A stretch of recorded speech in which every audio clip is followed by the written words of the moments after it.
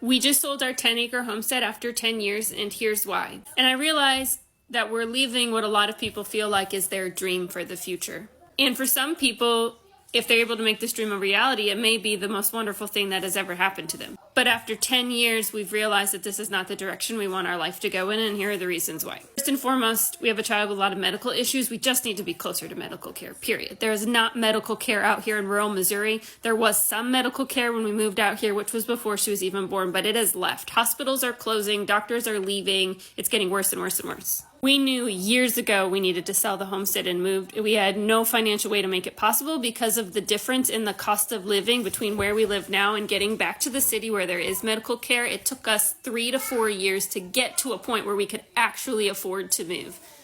A lot of people don't consider that before they bail on everything and move out of town. It's really hard to go back, depending on where you end up going, but it can be really hard to go back. Even with all the medical issues aside, several of our children are not passionate about this lifestyle. They love other things. And my husband and I would never want our dreams to impede on the dreams of our children and what they think they want to be and what they want to do.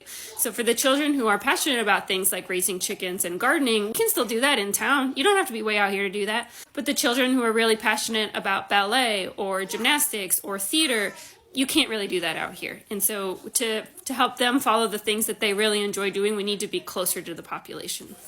Third, the amount of domestic labor I have done over the last 10 years to keep a homestead running is insane. And I don't think a lot of women consider that when they think, oh, we're going to move out to the country. You are trading the conveniences of town for your hard work and time. I have physically aged so much from the amount of manual labor I have to do to make a frugal homestead run.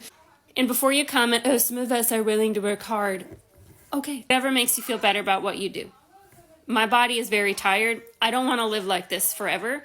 My husband is also exhausted because making a full-time income off of 10 acres, we basically found is impossible, at least for us where we are and what we're capable of doing. So he's always had to work a job, but where are the jobs? They're in the city. So he spends his whole life commuting and not here. At the end of the day, after 10 years, we've discovered that the things that we love most about sustainability, about homesteading, they can all be done on a much smaller land footprint, much closer to town. So there's really no reason to live out here other than we like the peace and quiet, and that reason alone isn't enough to keep us here.